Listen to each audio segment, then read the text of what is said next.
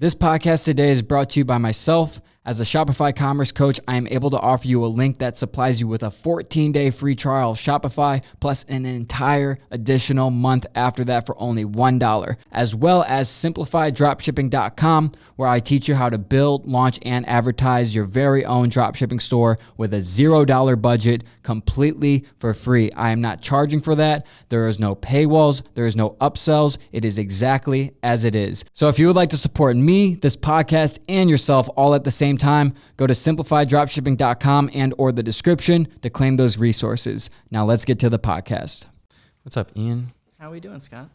It's been a while. Been quite some time. Been loving the old ones. I haven't seen you in such a long time. For those who don't know, we've been living together for 4 months. And I met you one time before moving in, I think. Malibu. One time in Malibu. Mm-hmm. Legendary surf sesh with Luca Nets, Mikey Cass, Fez, Sebas, Nate, Ben. The whole team. Everybody. Mm-hmm. That one guy with the Lambo. Oh, yeah. I forget his name. But yeah, we're out here in Miami. First podcast in like 4 months. All will be explained one day. But right now, I've always been interested in your story. Because originally we were going to do this such a long time ago. Yeah. So now I've got like sprinklings of what's been going on to get you right here. Mm-hmm. But it's wild. Like, I know that you were born in New York, yeah? Yep, Long Island. Born in St. Jude's in Queens, actually. St. Jude's in Queens? Yep. Hey, scoot forward a little bit. It's like a very directional mic. Got it. That's so much better. The Queens, eh? Mm-hmm. What was that like? Can't say I remember. I only lived there until I was about 1.5. And then where? Where'd you go from there? So interesting childhood story. So right before I was born, my parents came into a pretty large chunk of money, about $2.5 million in 1998. They bought a gorgeous house in East Hampton, New York. Quite literally like the dreamiest house you can imagine. You know, tennis court, pool, beautiful fireplace. We had a golden retriever. Hey, it was that dream lifestyle that everyone envisions in the movies and all that. And then we were there for a little bit, and things kind of started to crumble, and we'll get into that as we go. Yeah. Well, you said you moved there when? So I moved there like when I was like 1.5. Oh, okay. And until when? So I grew up there for most of my childhood, and then we bounced around Long Island after my father's passing. So everywhere, Babylon, West Babylon, Wyandanch, and all areas around there, and then eventually ended up back in East Hampton. Well, that's where my mother is now. Yeah. So how did the money get lost? So it's a really straightforward story. Like, so my father was a sculptor and a tennis player, probably a bit of a tennis player over anything. Like a sculptor of metalwork and things like that. Oh, okay. Both my parents are artists. So my mom was a painter, father was a sculptor. Amazing. He's done a lot of really cool things. But so he'd started this tennis apparel line and sunk essentially every dollar they had into that. Just apparel, right? No, like not balls or... No tennis rackets, no balls, just apparel. Going up against Nike, going up against Adidas. That's what my mother tells me. Apparently there was like a whole conversation between my father and like the ex-CEO of Nike, of him saying like, listen, this isn't going to work. Bail on ship now. Oh. And then, Peter was a really stubborn guy, and I think just wanted to see it do well. And he had played tennis for most of his life. He was an instructor out there. So he didn't heed any of the warnings, none of that, kept running with it. And to make a really agonizingly long story short, he ended up selling the house we had, put all of the money they had in escrow back into the business to kind of save this sinking ship that just ended up, sinking even faster after that, to my knowledge. And these are all stories from my mother and everything, but I mean, it goes so deep. Like, there's a really famous tennis court in East Hampton Indoor Tennis, where all the celebrities play, and these beautiful grass and clay courts and everything. And apparently, Peter gave their last $15,000 to the East Hampton Indoor Tennis Club as during a fundraiser, just to be that guy a little bit, one last time, one last little shout out to, I guess, wow, try to impress investors or whatever it is. And then that is where kind of everything just fell apart. What was the tennis line called? Do you remember? I would have to ask my mom, honestly. So you were probably like 3 or 4 when this was happening? Yeah, I like vaguely remember seeing tennis shorts around, but other than that, like no recollection. So we sold the house when you were like, what, 8? No. So I'm really bad at ages and timelines, but so he probably sold the house when I was in kindergarten. Oh, wow. Yeah. And you met Luca in kindergarten there, yeah? First grade. First grade, after you moved. No, this is in East Hampton Elementary School. So then the house would have been sold like 2nd grade, right? Well, no, we were still there. Like after the house was sold, we just bounced around, and all of it's like a bit of a blur from my childhood. But sold the house, and then I believe we were just renting a random place after that. And then there was still some gas in the tank for a little while. And then I think I don't know how long it was between when they sold the house to when Peter gave the rest of their money away. But that was when everything like really, really hit the fan. Like what? So we were my parents separated at that point. They weren't divorced, and they always had like a decent relationship in the forefront of things anyway. Yeah. And then I never really, I only saw them fight like a couple times, whatever. But I ended up, we just bounced around different houses for the longest time. Kind of all over Long Island in general, but all more towards the East End. And it was, to me, like, it wasn't even that bad. Like, at this point, Peter was, just bouncing from friends' houses and things like that. And I think a couple of them were houses we just broke into. Hey. But Luke and I always talk about it. We were staying in a beautiful house after that. Like, it was just, I don't even know whose it was, but it was just one of his friends' houses. Just let him stay. Let us stay there. Gorgeous glass house. And then Jana and I, my mother, were just living in, she was helping out. She does archival work for different studios and things like that, and dead artists and so forth. And so we were just living in I don't want to say garage, but the guest house. It was like a weird setup, but the guest house of this like really beautiful estate. So at this point, like things are falling apart, but they're still fine. Right. The first grader I was still happy hanging out with my friends and getting to roam around these beautiful estates. So. Yeah, especially I bet outside looking in for everyone else who's like, well, oh yeah, it seems like a nice American Hampton family. Yeah, I mean, so things were still pretty fine at that point.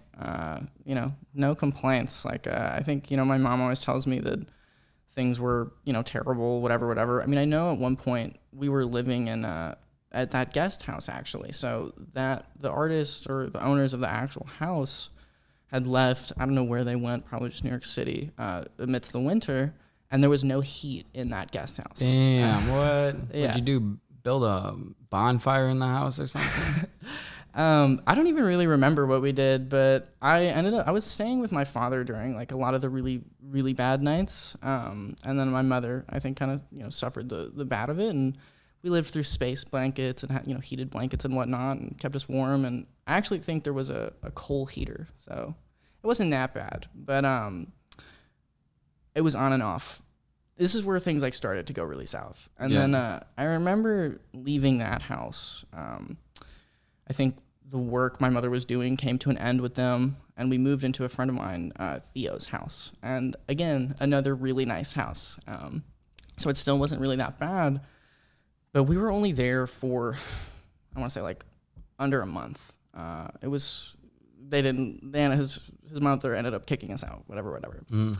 And then from there, I ended up just jumping back into moving with my dad. And we were just, things like, it was a pretty slow slope at this point. Like, Wait, where'd your mom go during this? So I think it wasn't even that, I think she continued to stay at Theo's house, but I wasn't allowed to be there. They didn't want the pair of us there. Gotcha. And then they were both just bouncing around until my mother ended up getting just like a basic rental place out there that was by no means fancy and shiny or anything, but it was a roof over our heads. Right. And with heat this time, yeah? With heat this time. Needed. It was like a shared space, whatever. But, and I think Peter was still, like, they had, like, small amounts of money, and Peter was still doing contract work and was still doing, helping with sculptures and things like that. And just to be clear for the audience, Peter is your father, biological father. Peter's my father, and Janet's my mother. Gotcha. Yeah. And so the dreamy lifestyle we had was by far gone, but we were still kicking. You know what I mean? Like Janet had a job, Peter had jobs here and there. And then it kind of started to go south a little bit faster. A lot of the houses Peter and I initially stayed at were clearly, like, we were allowed to be there. There was lights, heat, all of that. And then the first time things really felt like they were not good was I have no evidence that we actually broke into this place, but there was no heat. Half the time there was no electricity. That makes sense, yeah. Yeah, and it was a really weird situation, and I was still at this point spending the majority of my time with my father. What age are you right now? I want to say this is probably just second grade now. Damn, a lot happened in the years from first to second grade. Yeah, I mean, we were just bouncing around for that entire year. Like, we never stayed at a place for more than like 3 months max. Whatever. And we were staying at this place, and this was where I got like the first taste of being like genuinely uncomfortable. We didn't have heat. There was no form of heat, and it was like the actual dead of fucking winter. And it was New York, so really fucking cold. And we just stayed under this heat blanket the entire time. It was fine. I can't say that was the worst of it, but there was a certain point where we didn't have any food. And the only thing in that entire household was these frozen veggie patties. Oh. And so we lived off those veggie patties it was probably no more than a couple weeks. Did you at least heat up the veggie patties? Or were you eating the veggie patties frozen? He literally made like a makeshift thing in the backyard. Like there was a really nice fire pit in the backyard, and I think he cooked everything on there because he like really tried to hide the fact that he really didn't want me to know that it was as bad as it was. And he did everything in his power to hide the idea that things were falling apart. Right. And it seems like he was maybe hiding the fact that you might be trespassing in this place. Yeah, absolutely. I had no idea. And there's a chance, like the person it was a glass blower's house. So like there was obviously some sort of connection there. And I think, frankly, like there was electricity when we first stayed there. Like I remember there was a TV. It was, it worked. And then it wasn't probably for like, like a month or 2 months of us being there that finally there was nothing. Whatever. But maybe she was letting us stay there, but I think we were allowed to be there at first, and then she told him to leave, and we didn't leave. And that would explain why, they cut the electricity. Yeah. Yeah. Because, it only made sense that it was like an artist's house. And we spent Christmas there. Like there was this like little fake tree in the basement that we used as our Christmas tree. And have you ever seen those little light up plastic ice cubes? Mm-mm. They're just these little white light up ice cubes, and those were our Christmas lights. Nice. But it was honestly, I have good memories of that tree. So yeah, no complaints there. What'd you get for Christmas that year? A tree. and some frozen veggie patties. Yes, we didn't do presents at that point at all. Yeah, I don't think so. But I was still pretty happy. And then it was my dad was a metal worker, and if you know anything about welding in that line of work, these guys are really fucking strong. And so like when we were kids, like he would pick me and my friends up by each arm and this whole thing. And I looked at him as like an absolute superhero, as I'm sure most kids do their fathers. But that house was the first time I actually saw him cry. Like I remember going to the back porch and or just the back stoop and talking, just walking up to him and just seeing him bawling and just being like absolutely shaken. Like had no idea how to even comprehend that. I'd never seen him shed any sort of negative emotion like that at all. Did he see you see him? Yeah. And then what did he say? Did he say anything? I think he took me immediately outside to play Frisbee. And then it was a weird situation. I remember this so clearly. It was like pitch black. It was like probably 8 o'clock, like, not pitch black, but pretty dark. And he just threw this Frisbee at me like way harder than I think he meant to. And I started crying with him. So it was like, whatever. But Wait, crying with him because he like the frisbee hit you? yeah, Classic. I was a little kid.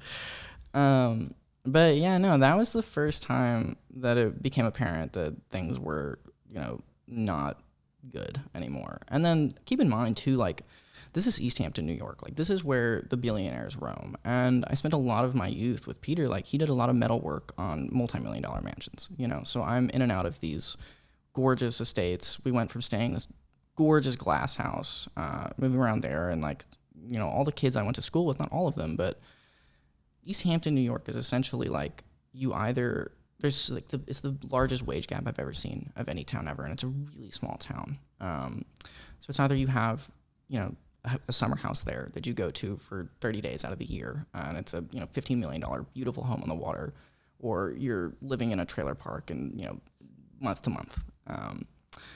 So it was a weird situation of going to school, and I think at this point people started to realize like I wasn't doing that well, because that house, like I don't even remember, like I had a little bin of clothing, like a really small bin of clothing, and I would just wear that every day. And I don't even remember where it started, but I remember it started like I'm not going to name names, but there were a couple kids from my high school that I very, very clearly remember just making fun of me for being. Name them, lay it down. Charles, is it? I imagine a Charles probably said something. Actually, funny enough, my dad dated this woman at one point, and her son was named Charles. Charles was nice to me, I'll be honest. Yeah. There was a kid named Jimmy who made fun of me and my friend Victor for being poor quite a bit. Oh man, fuck Jimmy. I bet a kid named Butch probably said something too. I never knew any kids named Butch, unfortunately. My dad almost named me Butch. Oh, apparently it was down to Butch or Scott. But yeah, the bullying would definitely come from the names. So Jimmy. Yeah. Jimmy is actually the name of the person from Bully, the game. Oh, really? Remember Jimmy? I don't know. I never really played Bully that much. I've seen Pranav play it, but yeah. other than that. Jimmy. So fuck Jimmy. Jimmy, and then like other kids, here and there, but that was the only one that I really remember. Like that was the first time I realized I was like genuinely poor, was when he started making these comments to me and everything. And it was me and this kid Victor, who I don't really keep up with him all that much anymore, but really good kid, Spanish family, whole family only spoke Spanish, and he comes into play later in this story. But yeah, no. And then after that house, where things started to hit, we just flopped. Peter had this old Range Rover that was just dying. Everyone knows that Range Rovers are the shittiest cars ever and fall apart piece for piece for piece. Most unreliable cars. And I remember being at that house, watching him trying to fix it, this, that, and third. And then from there, I think we went to one other house after that, which, funny enough, one of my friends lives in right now. Hey. I swear to God. It's the most surreal thing I'd ever experienced pulling up to that place. But right after that last house, it was all just motels and hotels. And, I think when I wasn't with him, because I was still bouncing around back and forth from him and my mother, I spent the majority of time with him just under my own request, but still saw my mom every other weekend. Mm-hmm. But then we started moving into motels and different hotels throughout the East End. Like you and your dad? Or yeah. Okay, yeah. And that was where things got really bad. And I don't even remember how he prefaced it to me, like to try to say like, hey, we're okay. But I have this one very clear memory of staying at the 360 Inn Motel in like Waynescott, New York. This little one bedroom, and I got like a chocolate stain on one of the covers, and he nearly beat the shit out of me for that. He was like, because he didn't think he was going to get his deposit back or something. And that was like when things clicked of like, okay, like none of my other friends have situations like this. Like this is whatever. Because I think I don't honestly remember, but I'm pretty sure he just used to tell me like, yeah, we're just on a vacation. Like he never once did Peter actually say to me like, we're fucked, bud. Like things are getting bad or anything along those lines. Like the one time I did see him cry, he took me outside to start playing Frisbee with me, like just completely act like nothing had happened. whatever. And it goes deeper. Like Peter, well, I guess this comes later on, but he did a lot of other things that I think led to the actual death of his money. And I don't know how much he had at this point. Like what else? Like besides, because I only know about the tennis thing. Was he like doing, besides these donations that don't make sense? And the man really seemed like he loved tennis. Yeah. Well, so that was one thing. But so the money that they had inherited came from, I think, mostly his father, and then like a little bit from my mother's father. And his mother is, I mean, I think well, I'll explain that later, but she was very wealthy. Like I remember going to her house in Kentucky, and it was this like, massive place, and she had this giant room full of like African artifacts, and you know, she was a caretaker for this woman who, I think this is where she inherited like a lot of her wealth. Was this woman died and left quite literally everything to her. I have no idea what she did, but I just remember Peter telling me all the time that, hey, like, her name was Pee-wee. It was what he would call her was Pee-wee. He's like, yeah, Pee-wee's watching this woman who's worth millions of dollars, blah, blah, blah, blah. I remember, like, she got an iPod, and, like, before iPods were, like, even, like, accessible. Like, she was very wealthy. And I think a lot of the money at this point was just coming from her. And, yeah, so I think that's what, because I honestly, Peter didn't really, like, he did tennis lessons at East Hampton Indoor, but at, 42 years old, you're not really making much doing tennis lessons. Yeah. I don't know, he had like random welding gigs, and he was an artist at heart. But I don't remember seeing him make any art after my second grade. Whatever. But yeah, so we stayed at that hotel, and at that same hotel, I have an interesting story from there. And honestly, like, I gotta say this now, like, I have no remorse for Peter or any of the situation I went through. Like, I learned so much at an extremely young age from him. And, I bet. Yeah. And I think I learned, like, real humility and, what true experience is like. And he was a really good guy. Like, so at one point, we were leaving that 360 Inn motel, and there was this guy. And I think I've told you this story before. But there was this guy trying to break into his, already broken down, semi-broken down Range Rover. And Peter stopped me and walked up to him, and like, I expected Peter to like beat the shit out of this guy because I think he had like a wire. He was clearly trying to break in. Right. And Peter had beaten the shit out of people just for like literally put people in the hospital for messing with his dog Fang, the lab we had, who passed really early. But whatever. So he walks up to this guy, turns him around. I don't really hear the exchange, but like we may have been homeless at that point. Like we were living in motels and whatnot, but this guy was like true homeless. Covered in dirt, like not doing well. And Peter talked to him for, a couple minutes, whatever. And it turned out that he was looking for 75 cents or $1.25, whatever it was, a couple pennies, to get a bus back up island to see his family. And to Peter's statement, we didn't have 75 cents to give, but we did have a semi-working car. And we drove this man. What? Yeah. I'm sure we did have 75 cents to give, but Peter, some background is Peter was in Alcoholics Anonymous, and he had been sober ever since I was born, I think a little bit before. And I think, looking back on the situation, like I didn't listen to a word they said the entire time, but it was pretty clear that this guy was, struggling with substance abuse as well. That's probably why he chose to drive him. Makes sense. But we drove this man 2.5 hours, or that's probably an exaggeration, probably like an hour and a half up island, and dropped him off his family. And, again, like I didn't listen to a single thing they said the entire time. I was just staring at street names out the window. Yeah. But I just remember this guy getting out and bursting into tears and hugging Peter outside the car and thanking him over and over and over. And so clearly, like, whatever they had talked about had to do with, Peter giving him his advice in Alcoholics Anonymous. And, I had gone to those, I don't know if you know anything about Alcoholics Anonymous, but it's like you go to these bonfires every couple weeks, and, you all share your stories and whatnot. And Peter, having been sober for however many years at that point, I think at least 8 years, was a bit of a staple in that community, or key member of that, and like I still have the AA cards and the coins and everything.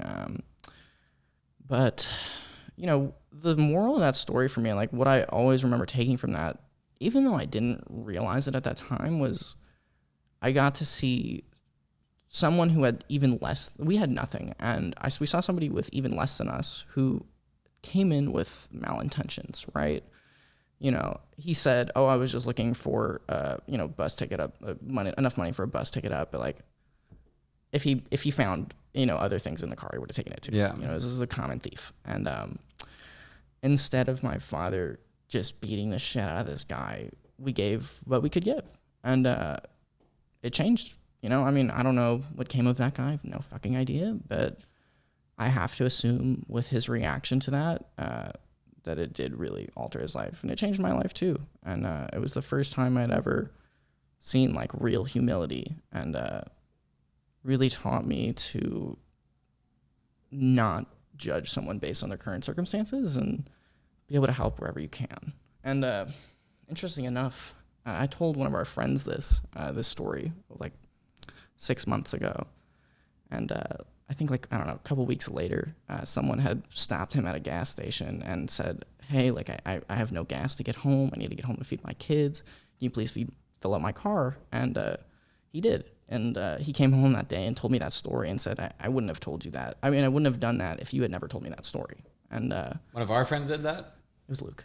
Oh, shout out Luke. Yeah. Nice. And yeah, and like, I don't know. It was a really interesting experience. And, Peter did so many other little random nice things. Like, I remember so many different, I could go on for hours about the little good deeds he had done throughout my childhood. Like, we, saw a woman who had fallen off her bike just on the side of the road, picked up, put her bike in the back of the car, drove her all the way home just to, make sure she was okay. And a lot of different, dragged on stories from the Alcoholics Anonymous groups, and him going and him leaving in the middle of the night to go help somebody who was, ready to go get a drink, whatever. And, the one thing that really was interesting from Peter was like, dude, I mean, he lost fucking everything. Like, I can't imagine what he was going through. Having a couple million, I can't stress enough, like, how dreamy our lifestyle was at one point. Like, I had a golden retriever, house with a fireplace, great location in the center of East Hampton, the whole 9 yards. And to watch it all absolutely die was a very interesting thing. But yeah, because you were born like on a different echelon, to where you like grew into in terms of a child. Can't imagine what that's like in terms of perspective on the world, because you don't really understand what's going on at that point. But you can tell the difference between like a night, like you said, it was the first time you're uncomfortable. You can tell the difference between comfortable and uncomfortable. Yeah. So going from very comfortable to very uncomfortable must have did a lot in terms of mental perspective. Well, a lot of it was like, Peter, with how high he kept his head and like how good of a soul he was, like, I can't really say I was ever even that uncomfortable at these motels. Like, it was like I was starting to realize that like this isn't normal. No one I know does this. Yeah. We're sleeping in a singular room and sharing a bed. Like, this isn't normal. But I was never really that bothered by it, frankly. Like, he always would go out of his way to try to make it fun in one way or another. And he did a good job of doing so. But the one thing that really started to hone in was like, what comes with that lifestyle are the other families who have that lifestyle as well, right? And I grew up with all those kids who, were destined to be doctors and lawyers and had the rich families and, the same thing that I had. And, I guess word got out pretty quick that we weren't doing well anymore. I mean, I wasn't like, we couldn't afford to do I played like, every little public sport, like Little League and the soccer camps, whatever. And, once everything started to kind of fall to shreds, like we couldn't afford to put me into any of those anymore. So I was no longer, and, I don't know how they found out, but all of the moms in this miniature town just slowly stopped allowing me to hang out with their children. And it wasn't too bad at this point. In your opinion, why do you think that is? Because that's always confused me of like, is it just that status thing? Well, at this point, I don't really have an answer. And like, I just wasn't invited to events anymore. Like, there were still a couple kids from that group. There was one kid from that group, Will, who always maintained contact with me and would just come over to wherever we were staying. And he never came over to any hotels or anything. But, my mom always had like some sort of regular house. Even if it was a 1-bedroom little box, it was still a house. And I remember Will would always come over there and, hang out in these guest houses with us. And it was fine. But it was weird. Like, it was just a really slow burn. But everything moved really fast from this point. And I think we probably stayed in like, 8 different motels or 10 different motels through this entire time. Damn. Yeah. I mean, it was like, and what time span are you talking here? Times and dates are like the worst thing I've ever been at. I'm just not good at remembering timelines and whatnot. But this is probably from like 1st grade ending to going up into 2nd grade. Why so many hotels? Wouldn't it make more sense to just stay in one hotel? I don't know. I would have to ask Peter. Maybe one diversity. Yeah, who knows? I think a lot of it had to do with like we would go pretty up island for some of them, and like the one thing in the Hamptons is like if you go there in the winter, you can get a rental for not that much money. It's like a pretty regular town. Half the town's closed down. If you go there in the summer, that $2,000 a month house or $1,000 a month house, whatever it was back then, it was 10 times more, quite literally. Like the summer prices are absolutely insane. Like if you wanted to go to the Hamptons and get like a really nice house, like you're spending $500,000 a month, literally. It's insane. So I think a lot of it was like we would go pretty far up island to, catch rates on cheaper motels and whatnot. Oh, I see. Yeah.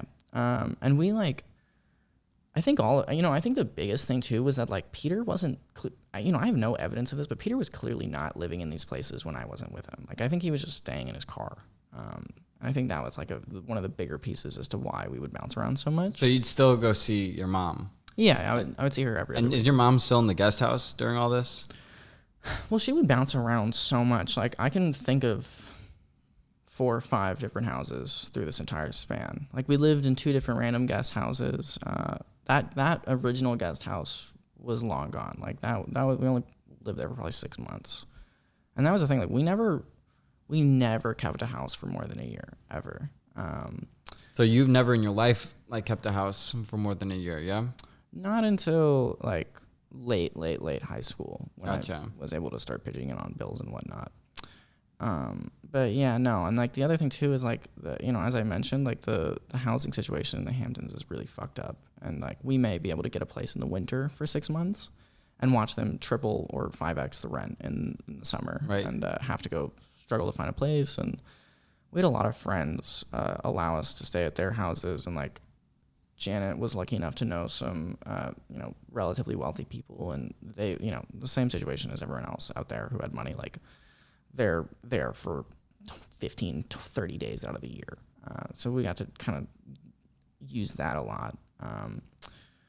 But it was never too bad with her. Like we always had a good roof over our heads, and she always kept me fed, and I was a chubby kid, so whatever. And then it was just that for quite a while. They both kind of painted this picture that we were fine.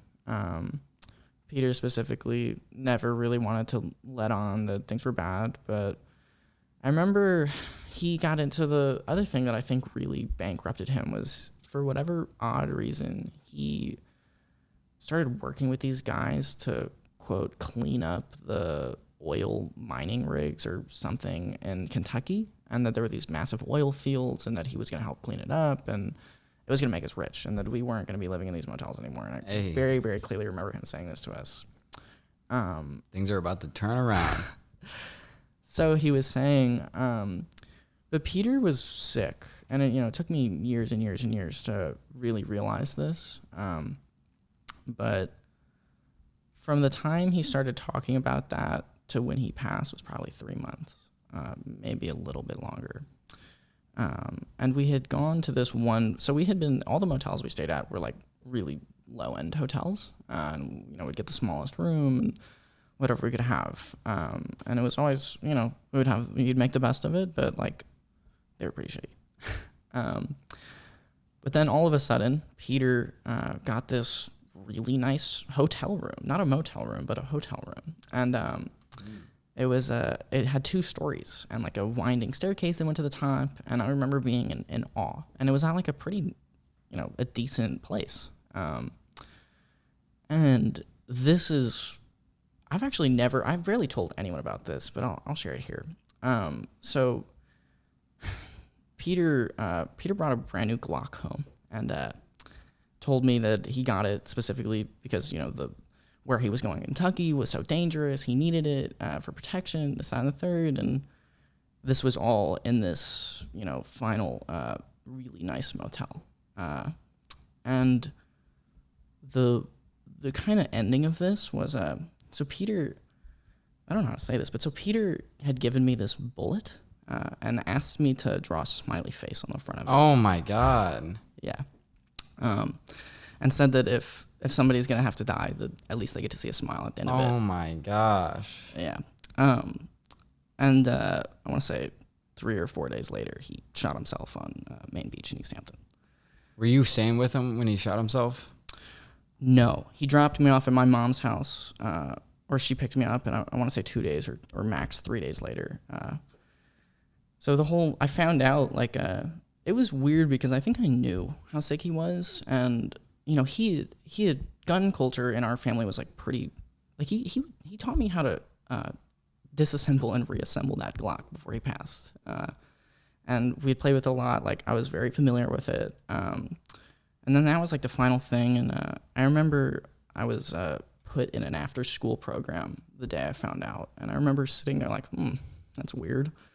Why am I here? Like, I lived 6-minute walk away from the school, so there was no reason at all for me to be in an after-school program. And I remember kind of being panicked about it. Walked home, never heard from my mom. Walked in, saw her crying on the couch. She was like, "Come here." Sat with her, and she was like, "Honey, Peter had an accident." And I just burst into fucking tears. Like, I had no idea. I think I subconsciously had to have known. And I burst into tears and cried with her for a little bit. And then I finally asked, knowing the answer, is he okay? And she said no. And I cried with her for a little bit longer. And, whatever. And he had left a note in his bag saying, "Tell my family it was an accident."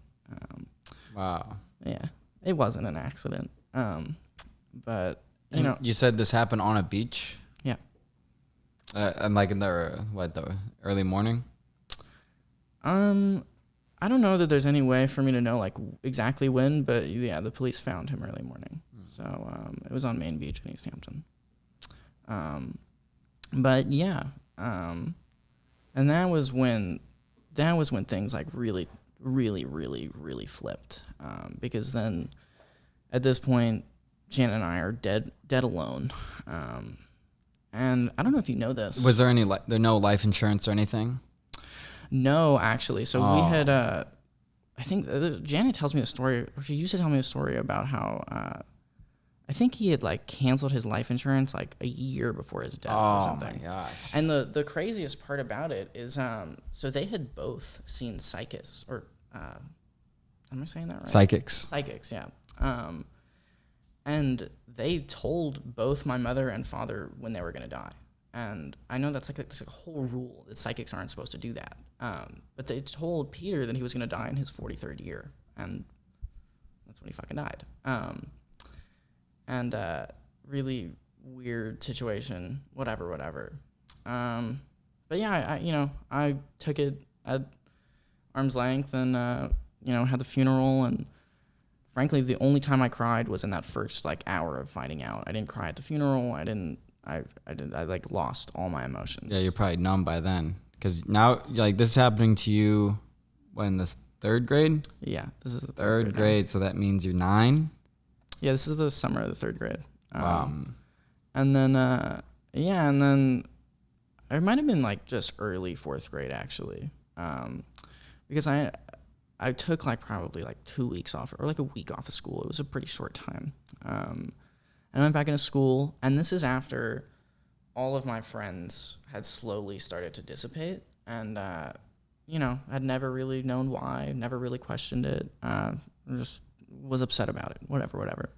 I went back into school, and they had made this whole fucking sign about, we hope you're okay, like, and everyone signed it, and it was this whole thing, and I remember sitting there, like, everyone's coming up to me, like, we hope you're okay, this and that, and I was like, I'm okay, like, and I think at this point, like, I just couldn't fathom what had happened. The idea in fourth grade of your father shooting himself is really hard. After you drew a smiley face on the bullet, because you drew that smiley face, yeah? Carved it in, yeah.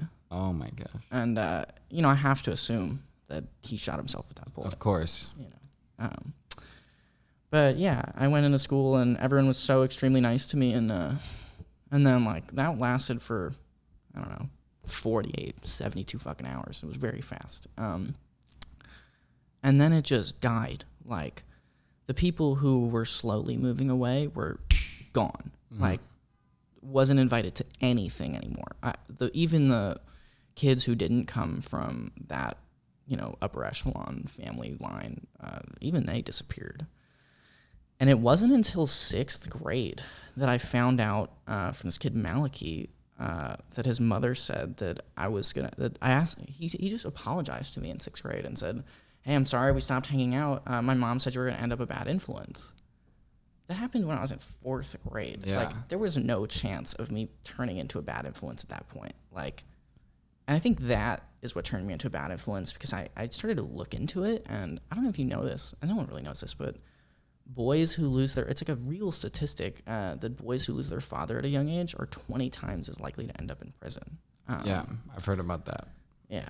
And I was put into this like box, and like all of these, wealthy moms decided Ian's going to be a bad influence on our kids, and we're not going to let him around. And that was it. Like, we had lost all friends. Like, I had the only person who really stuck by me at this point, and barely, honestly, was this kid Victor Diaz. And my mother and I ended up moving into his attic after this. Nice. In like probably the middle of 4th grade, and we lived in this single room, and there were other people there, other families there that were hiding from ICE. And Victor was Spanish. His whole family spoke Spanish and barely spoke English, and they were great. They treated me like absolute family. Like, everyone there, the other families there, all treated Jan and I like we were all under the same family. You're saying there's multiple families in this person's house? Yeah. So, do you know what ICE is?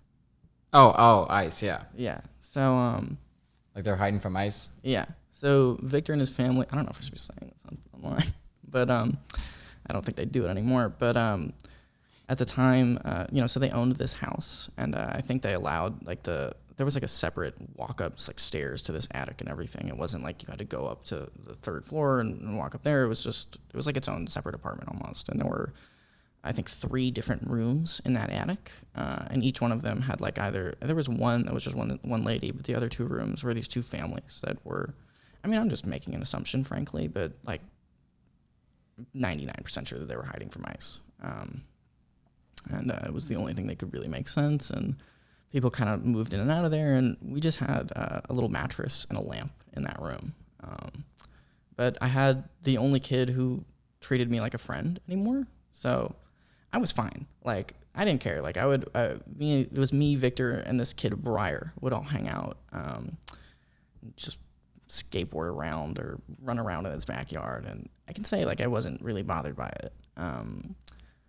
But that was when everything like really died, and that was kind of the last straw of like, that was when Jimmy started making fun of me for being poor, like because he found out that I was living in Victor's attic, and we all would kind of hang out once in a while, and that was when I realized like, okay, like this is really bad. Like, And whatever.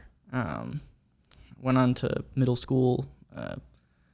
Middle school's entirely a blur. Like I was like a shell of a human being at that point. I can imagine, yeah. Like, didn't know who I was, and my mother did the absolute best to, help me find myself. But boy, it's not supposed to be raised by his mother. It's supposed to be raised by his father. And, Peter clearly knew that he was going to die. Like, we watched all of Kill Bill in 3rd grade. Mm-hmm. No one does that. He bought me a Playboy magazine in 3rd grade. And, like, we looked at it together, and, like, he gave me so many little random pieces of advice. And I think, like, the reason he did those things, like, with the, helping these people out and everything was, like, I think he knew he was going to die. I think for the majority of my youth, he knew he was going to die. I think, the psychic told him he was, and whether he knew he was going to kill himself or go in another way, who knows? But he did so much to... He really, like, without the lessons he taught me before going, I don't know what would have happened to me. Like, those kind of kept me at least a little bit of a guy. Like, my mom is the sweetest woman in the entire world, but she had no idea how to raise a boy. And, like, I ended up, like, and I want to say, like, 7th grade, I was just hanging out with a bunch of girls. Like, not because I was the guy. Ayo. Shout out Ian. Not hooking up with any of them by any means at all. Like, I was just, like, running around with these, like, weird girls, and just, like, had no idea what the fuck I was supposed to be doing. Like, I remember in 8th grade going on YouTube. Like, somebody asked me what my favorite music was. I had no idea. I had never even, like, looked into music. Whoa. Like, I ended up going on YouTube and just looking up, like, teenage boy music. Oh man. I think I saw you search that last week. But, like, I found, like, Taylor Swift and Eminem, and, like, just bounced around and was, like, trying desperately to, like, figure out, like, what am I supposed to be? Yeah. Like, I didn't know who the fuck I was. So I was like, I'll figure out what I'm supposed to be. Like, what's the normal here? Like, because I was, like, I had this one very close family friend, Alejo, who, my mother's friend's son. And he would make fun of me so much for just being, like, this weird little kid. Like, dude, I had a hat that was, like, had raccoon ears and tail on it. Like, I was the weirdest kid possible, Had no friends other than, like, these 5 girls who were very sweet. But yeah, was that sweet little innocent kid up until, like, 8th grade summer, or like middle of 8th grade. Is that where it all changed? That's where I discovered how to be cool. And I started hanging out with this girl, or, having, like, a thing with this girl who was, like, a bit older than me, and she was in high school, and she had very rich parents. I went to a private school, and I went to the public school, and it was this whole thing, whatever, and she got me into alcohol. And as ridiculous as it sounds, like, I was drinking a lot in 8th grade. Like, how much? Like, I swear, right hand to God, I would take a shot before school once in a while. 8th grade? In 8th grade. Dang. And, like, I would go over to her house, and, like, I would just, at this point, like, I just did whatever I wanted. Like, I would sneak out of my house at 2 a.m. and just skate over to her house. And we would, like, I remember her parents were building a new house, probably, like, 10-minute skateboard ride away. And I would just go there with one of my friends and meet up with her and whoever else she had there and just get, like, plastered there. And, like, we didn't know what we were doing. Like, I remember this one time I went to her house and we mixed, like, every sort of liquor in the house. Like, I don't know what it was, but it was, like, whiskey, vodka, tequila, like, all in one thing. New York, Long Island. It was terrible. And I was just, like, I don't know if I was doing it to be cool or doing it to escape, but I was doing it. And then I learned what pot was. And that was the secret to friends, I realized. And so going into 9th grade, I had a friend, Alejo, not to throw him under the bus, but Alejo had given me like a 1/4 ounce of weed, which at the time was like, holy shit. Like that was a lot of pot for an 8th grader. Definitely. And I had that 1/4 ounce for, like, he probably gave that to me like middle of 8th grade. And I had built this whole plastic water bottle bong, like the whole Grab bong. Not so much a grab bong, but like, you know, you throw your pen in there and like, you have the tin foil. It was a crack pipe essentially. So you started smoking plastic around this age too. Just about, brother. Nice. But that 1/4 ounce lasted me like at least a year. And then I was like well aware too of like who the cool kids in the school were, and desperately wanted to be friends with them. And going into 9th grade, like I remember I went to the high school to just like, before it had started, like everyone was invited to go there to just go like see the high school. And I started talking to, I don't even remember why or how, but one of the like cool kids started talking to me, and he was like, "You smoke pot?" Like, "Yeah, I do." And like, "No fucking way." He was like, "Do you have any?" I was like, "Yeah, at home." And I lived right next to the middle school. Like, literally at the house we were staying at that point, it was like a box pretty much, but it was right next to the town. It was a good location, but there was a chain link fence in between my house and the middle school. Nice. So it was an interesting thing. And we went back to my house and ended up smoking weed on the train tracks. And that was where like life really changed. And for the first time ever, like I had a real group of friends, like, and it was this whole thing of like, wow, like just because I smoked weed, like now I've got friends. I was like one of the popular kids. Like I was getting invited to parties with them, and like. So none of them were aware of like, were any of them aware of of you in middle school when like all the parents were saying to not hang with you? Well, so this was a different crowd. Like different crowd. So you moved locations? No. Same location, but so the cool kids in my school school weren't like rich. Like one of them was, but they were the kids who started doing drugs and like started drinking. And like the kids, the families I was ousted from, like they were little angels, you know, like later in high school they weren't really. But at this point, like it was me, this kid Damon, Justin, Jordan, Robert, and like Robert lived in the trailer park. Damon as well lived in a trailer park. And like everyone had like pretty dark situations except for this kid Justin, who his parents had money. But those were the new cool kids, and like the kids who kind of ousted me when I was younger, like they were doing their own thing. Like they were still good kids, and you know, at this point, like their parents are probably like, "We fucking knew it," you know, this kid fell, and like, you know, so forth. But that's where everything changed. Like I finally had, even if it was a false idea, like I had an idea of who I was, and like, or what I was trying to be. And like, I kind of figured out this little game of like, okay, if I break the rules a bit, that makes me cool. Like if I'm smoking weed before school, I'm that kid. And, it was just the first time since 4th grade where I felt like I had real friends. And they were, you know, they were fucking assholes, like terrible kids at the end of it. And that friendship with them probably only lasted like a year. I'm not going to say why, but, whatever. Only lasted like a year, but had a great time with them. We'd go to parties and sell kids oregano. And like, you know, I was like, I turned into the piece of shit that these parents said I would be. What were you like? Were you just selling them oregano for like spices with their pizza or something? No, like some of, shut up, Scott. Gotcha. But, you know, and like I'd, you know, sell someone oregano, go buy my little gram of weed, and like, you know, whatever. And then things like, do you know, did any of these kids end up, I'm sure they did, yes, end up smoking the oregano? Dude, everyone got high from smoking oregano. Oh, like I remember one time I sold this kid a little dime bag of oregano, and I was like walking home and saw him walk, like everyone, it was a very small town, and everyone would go smoke weed on the train tracks.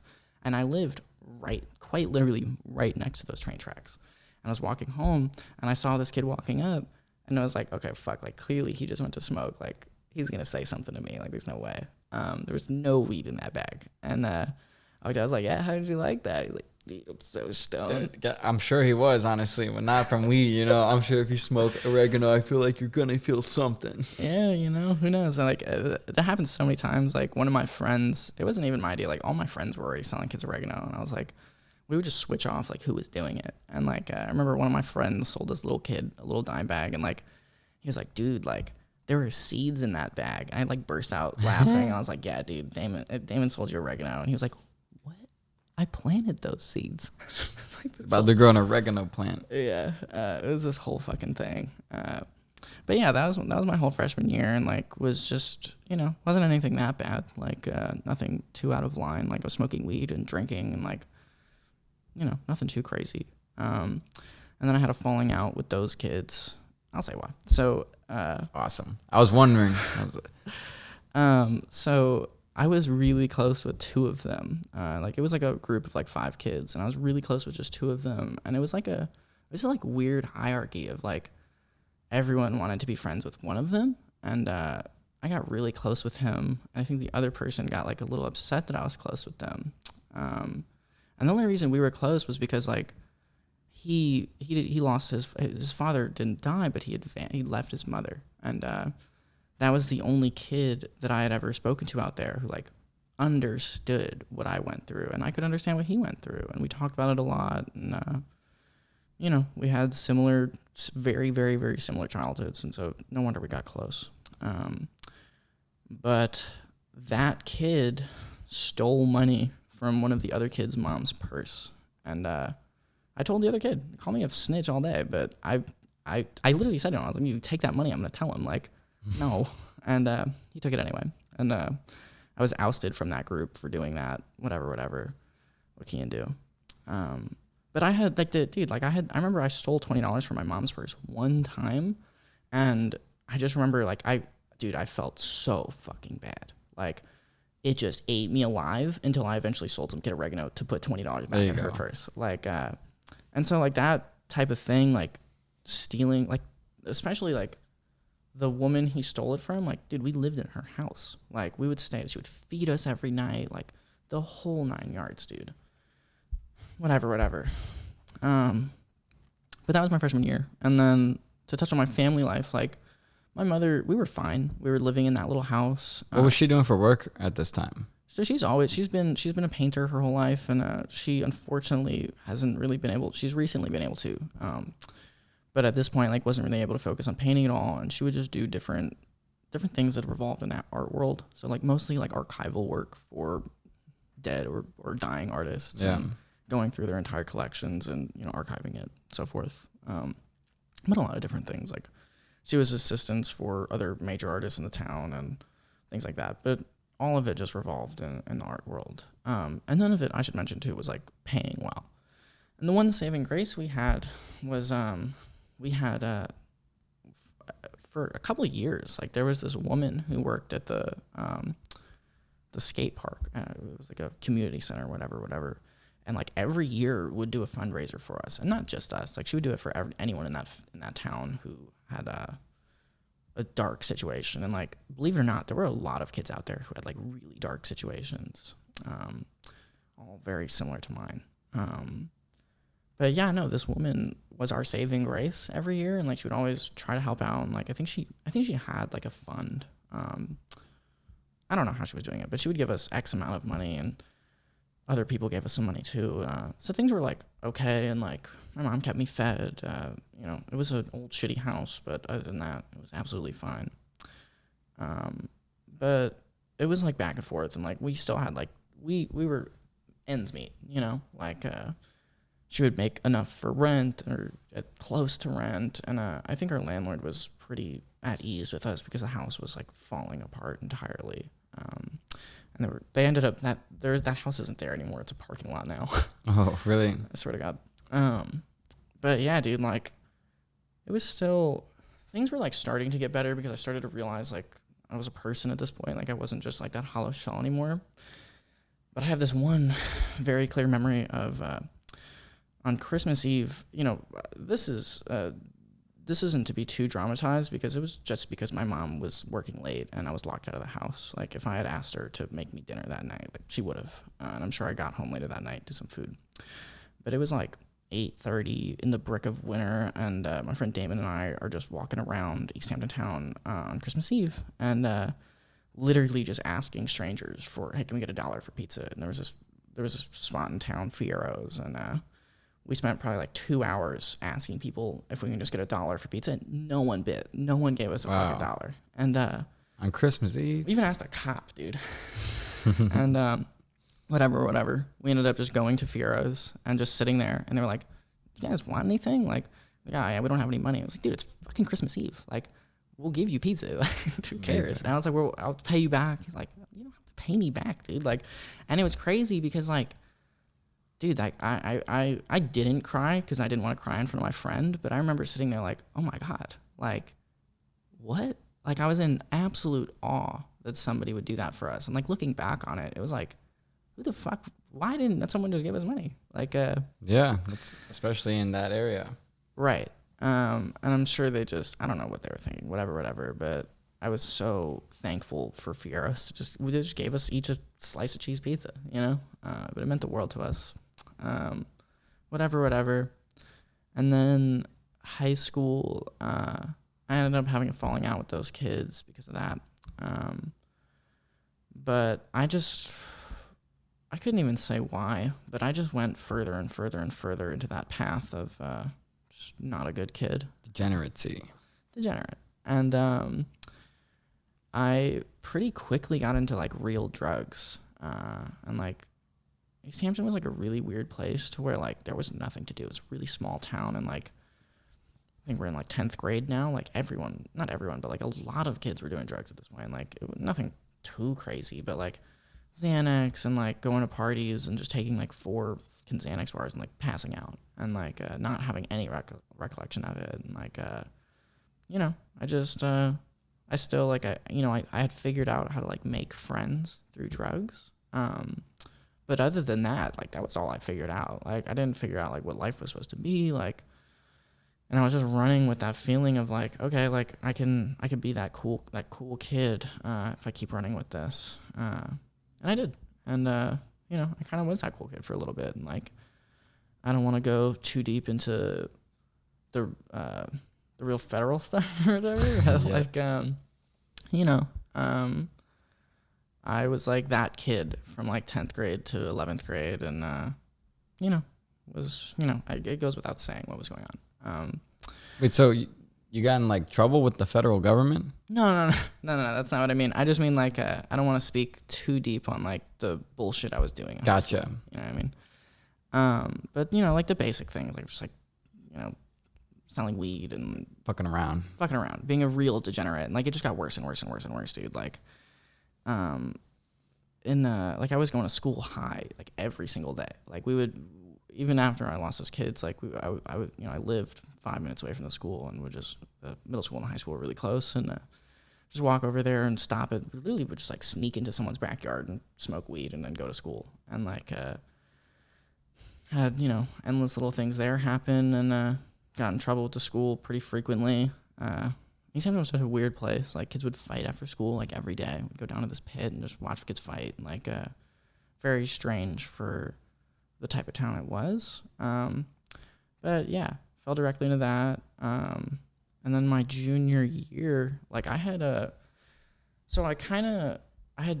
had been like that really terrible kid. And like, I'll touch on this. Like, I remember I went to a party that my friend had hosted, and it was like the biggest party that East Hampton had ever seen. Like his parents had left for like 2 weeks, and he just threw a full open house, and like everyone from like 3 towns over came and was literally stuffed. But I went upstairs and found a couple of bottles of pills of like oxycodone and hydrocodone, and just was like popping them like candy. Like, you remember how many?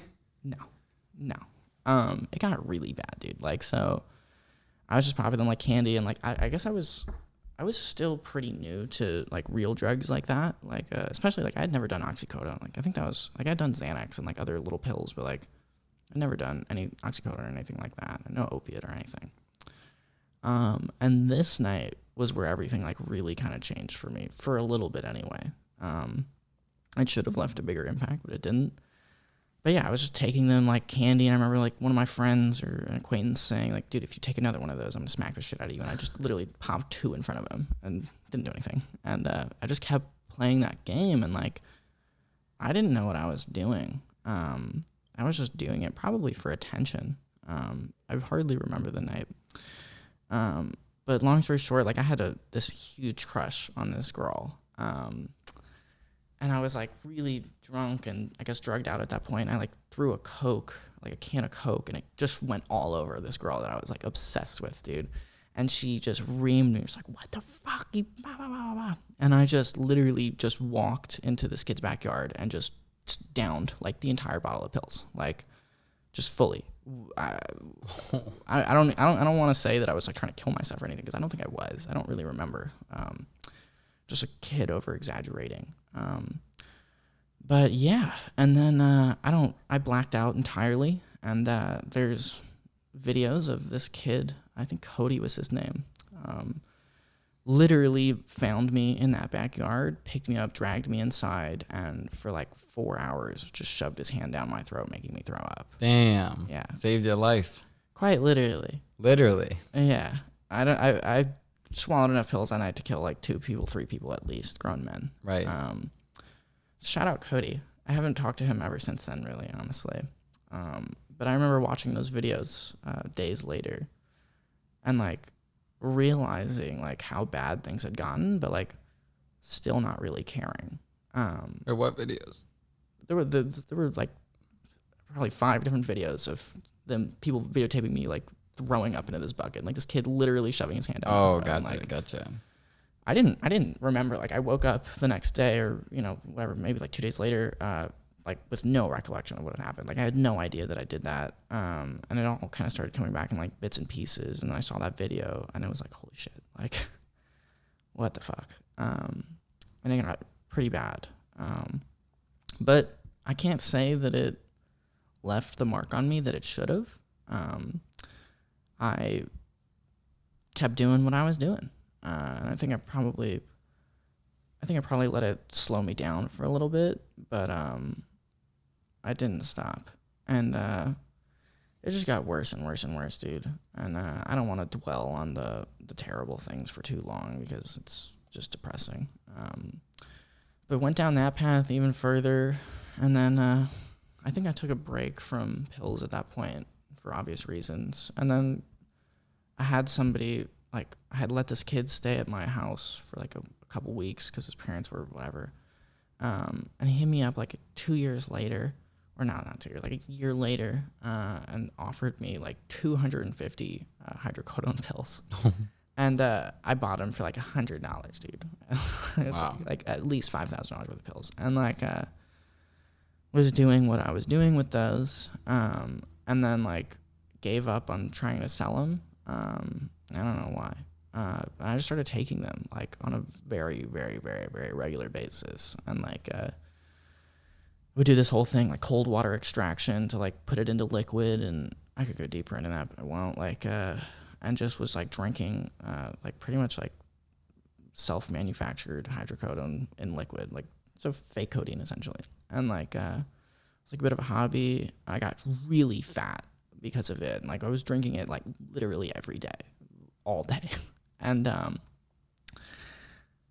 surprising, like I didn't really have any terrible experiences with that, but I remember at like 6 a.m. at one point, my mom invited me to go to New York City with her to go see this art show. And the first thing I did was get my cup of opiates and get in the car with my mom at, bright early in the morning. And we were driving, and dude, I swear to God, like, I don't know if it was like a voice in my head or just like it was a legitimate epiphany though. Of I was sitting in there and like just started saying to myself, like, what the fuck is wrong with you? Like, what the fuck is wrong with you, dude? Like, what is going on here? Like, you look at yourself in the fucking mirror. Like, what the fuck? And I had chills go from head to toe. I swear to God, like, it was a very, very, very powerful experience for me. And I poured that cup out right out the window. And I went through the whole withdrawal symptoms on my own, never went to rehab.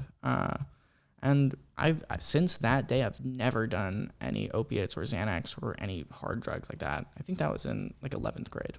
What was the withdrawal symptoms like on that? Because I imagine it seems like you've been doing them for like 2 years at this point. Yeah. So, honestly, I think I kind of expected it to be worse. And like, keep in mind, like, it wasn't Oxycontin or, it was bad, but it wasn't as bad as it could have been. Yeah. And I think it lasted like, I want to say it felt like months, but it was probably just like 3 or 4 weeks. And like, it was just like, couldn't sleep, sweats, chills, the basic things, throwing up, got really sick a few times. But it wasn't that bad. Like, I did it, I never relapsed. I never had to go to rehab. Wow, that's a defining moment in your life. Like, that was the moment where it's like, is this who you stay or do you become someone different? Yeah, and like, I always say to myself that like, that had to have been my father in my ear. Yeah. Like, I don't know. I've never, ever had an experience like that ever again. Like, not only, maybe because I haven't done drugs or anything, but like, I never have felt like that ever after that.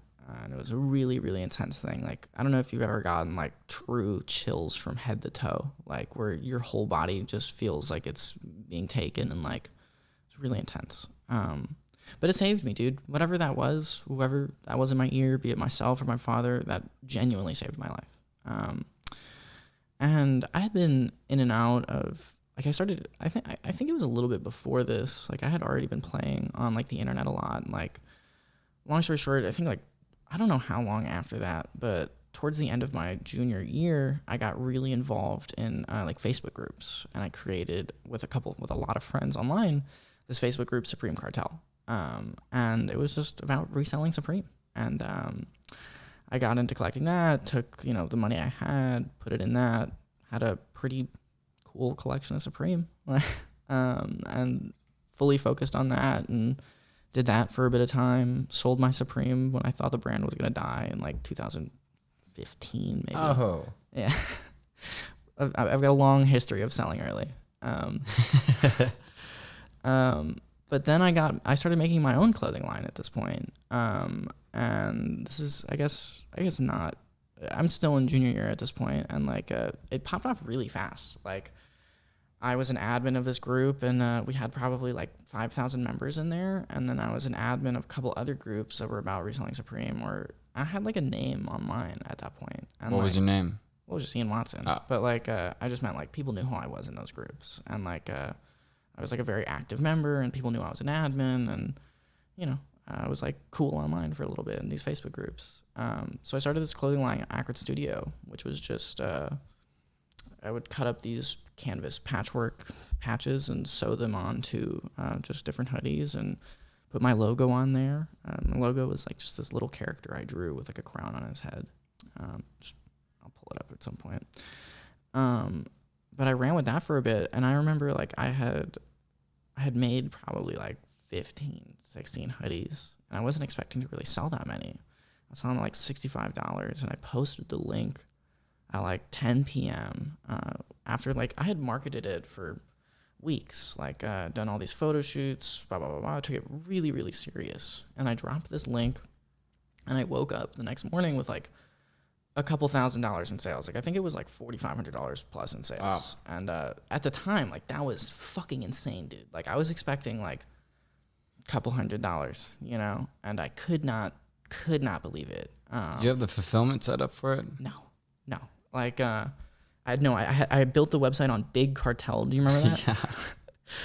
Yeah. And I hadn't made nearly enough hoodies, and I never had a sellout feature on the website. So it was just like, people could buy 1,000 of them if they wanted to, and I would just have to make 1,000 hoodies. Yeah. And I put my time into these. Like, I would go through like sewing off the pockets, sewing off the waistband, and then sewing on this patch. And so it wasn't just like a basic screen print thing. Like, it took actual effort. Yeah. And I made as many as I could, sold them out, and ended up like closing that out. And then I redropped that again and made a couple $1,000s again.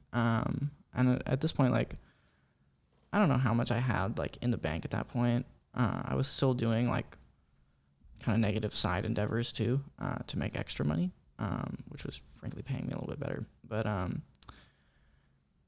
I ran with that for as long as I could and took it super serious, dude. Like, right hand of God, this guy flew out from Houston to do an editorial on me. And when I was like 15 and maybe 16 years old.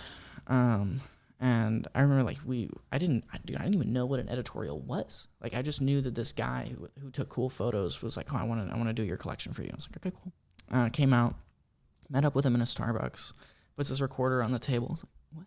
I didn't know that he was gonna like interview me. And like the second or third question he asked was like, why are you selling these hoodies?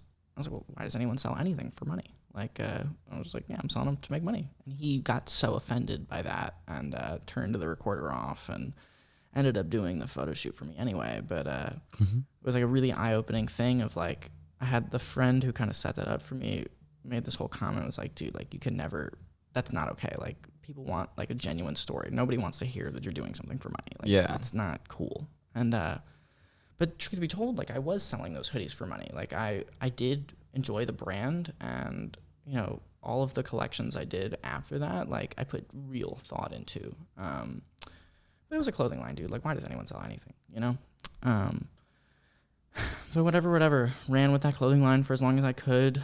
And then eventually I put all of the profit, I got really cocky from that.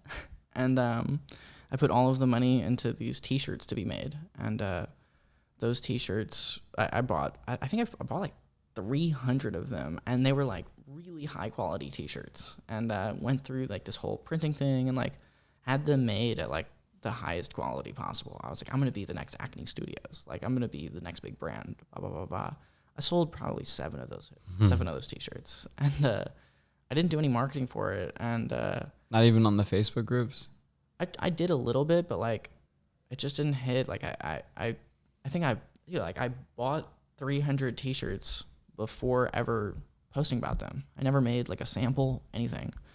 And it was just like this hand-drawn image. And like looking back, like it was not nearly as cool as the first ones I made. Like I don't know that I would have bought one now.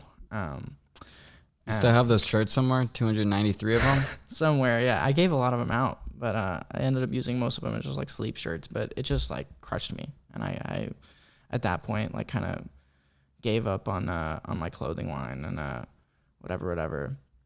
But it was a really good run, and like I should tell this story too. Like so when I was in high school, like I think like halfway through the whole process of doing the clothing line, like I had gone into school with a really large bag of hoodies. I was shipping out my camera bag and my school bag, and like I got called down to the office, whatever. They searched my locker for whatever reason. I found out later that they had searched my locker. So the woman at the front desk said that she was worried I was going to like cause a problem, like shoot up the school essentially. Yeah. And like, cause I had too many bags, whatever. And they searched my bag, and I had a knife in my camera bag. That was just literally it was for like, I would break into like abandoned buildings and do my photo shoots there. So it was like for protection more than anything, but like, it wasn't a dangerous knife, like, whatever. And I had no intention of using it in like a negative way. But they gave me a calendar year suspension. Oh. Yeah.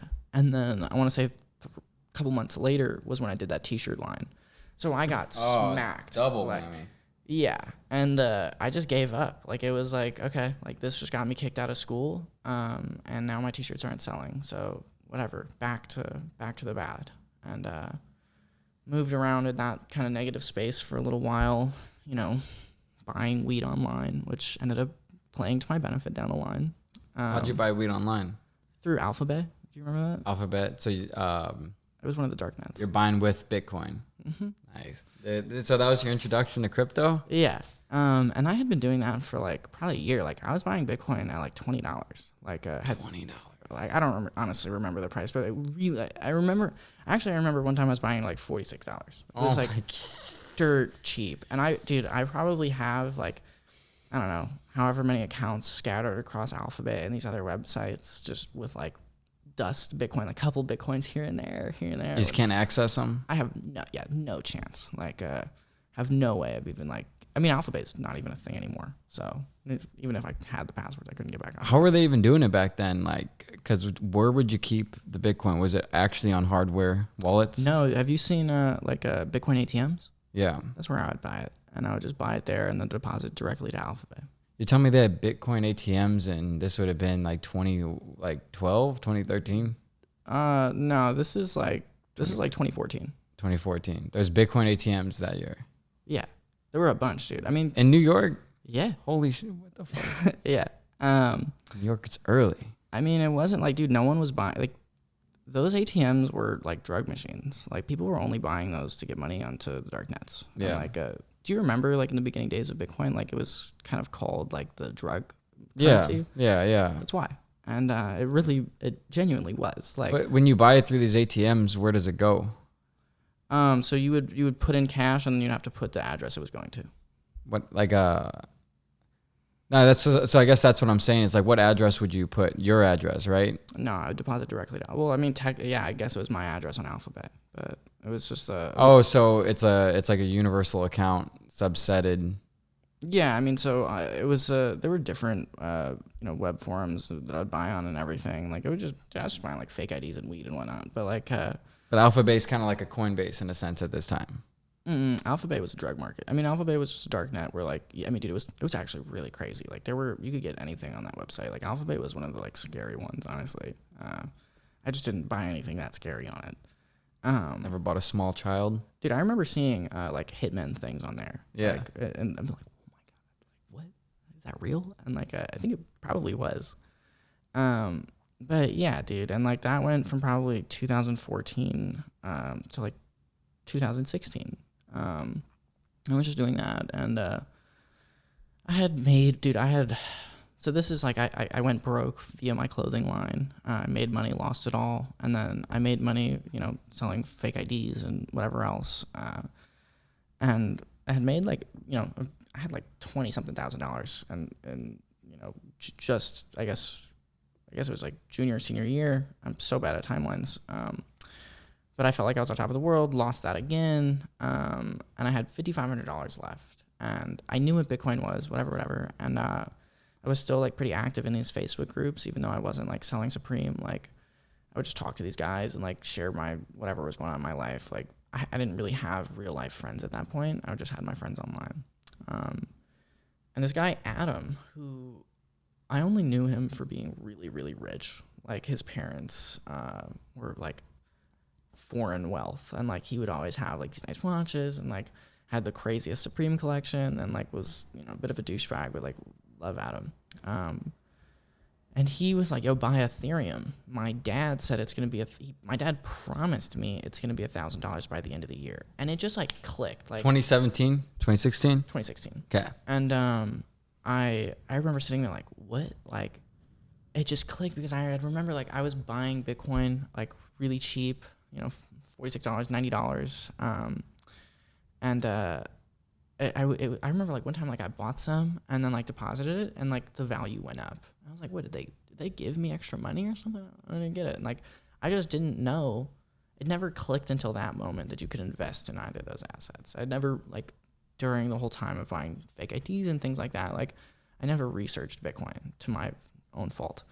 But Adam told me that, and it just immediately clicked, like, holy shit, like, okay, that makes sense. And I had no other options, and I threw $500 into ETH at, I want to say, like, $26 or something. Like, I don't honestly remember the exact number. Yeah. And then I came back to it probably like a week later, very short after, to it at like $60 or like $55 or something. Like, it had grown quite a bit. I had like $1,400 in my account. I was like, oh my fucking God, like, what? And I threw the rest of my $5,000 in. Nice. And I went to Luke, actually, and I don't want to say his last name or anything, but yeah, so Luke, who I've worked with for 6 years, and like I went to him, and like I knew he wasn't doing all the best mentally at that point. Like, we were right out of high school, like no one was doing well mentally, I think we were both like a little bit depressed, and this lit this fire in me, because I was like, oh my God, like I'm making money again. Like, it was like the first time I had made like digital money after my clothing line, and like it was legal, and I wasn't doing anything wrong anymore. And I went to him, like, dude, like, we're going to get rich. Adam told me this, blah, blah, blah, blah, blah, blah, blah, blah, blah, and, like, just went off on him, convinced him to get into it. I rode Ethereum up to like $450. Started to crash, sold out probably like anywhere between $250 to like $300. Crashed all the way down to $90. I felt like I was a genius. And so you cash out like $5,000, right? Oh wait, no, you put in $5,000, so that means you probably cash out what, like 40,000-50,000? I didn't have all of like I think it was like $30,000 honestly. But so it was just, you know, chilling there, and then like I probably sold some at like 180 too. Like I didn't do the best, but we ended up just like I left Ethereum, felt like that was over, whatever. Ethereum, funny enough, hit $1,000 the day after New Year's. So whatever information Adam's father had was exactly spot on. Mm-hmm. I tell Adam all the time about how he changed my life with that one statement. But yeah, and then Luke and I just started scouring 4chan and any other end of the web to, you know, find anything else to buy. And Luke found Ant shares at $1.96 from 4chan and, you know, whatever else. And we threw like all our money in there.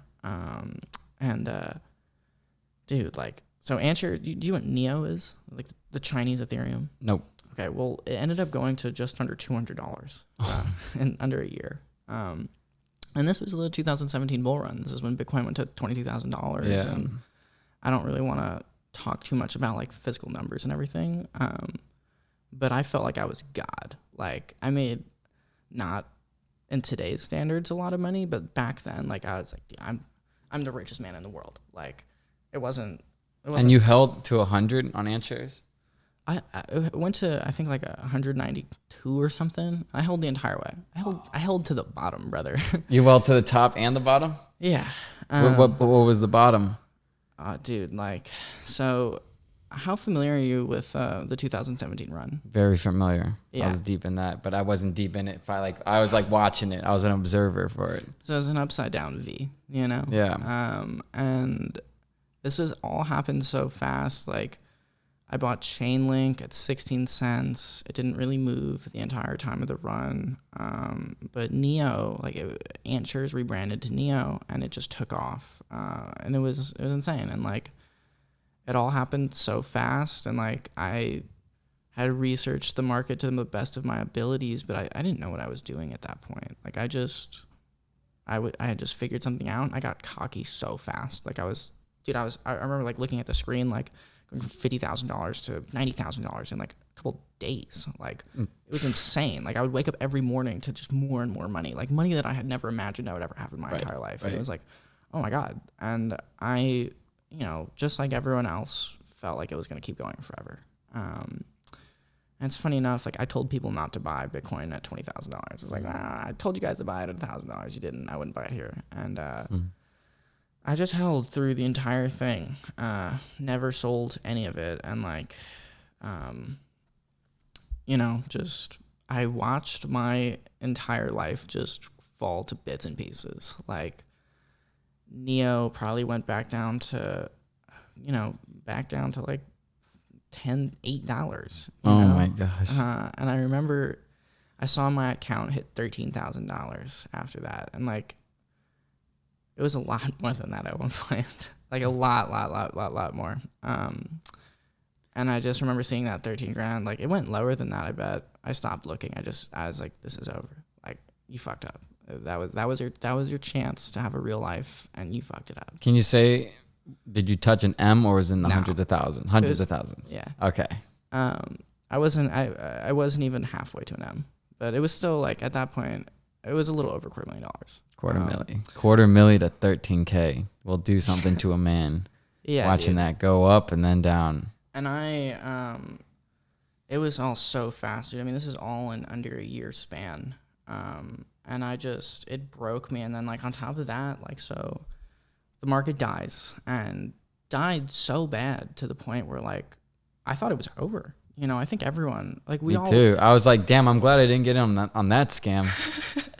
And like, dude, everyone was making fun of me. Like, oh, you should have fucking sold, dumbass. Like, you know, all the negative comments and all the naysayers. And did you have a crypto community back then, even, or who is these people, the naysayers? What are their names? I mean, just like honestly, guys on Facebook, like, I mean, even Adam, the guy who told me to get into it, was like, "Wait, you didn't fucking suck." Like, and like all the friends, like I had like probably 3 friends at home, like, Chris, Nick,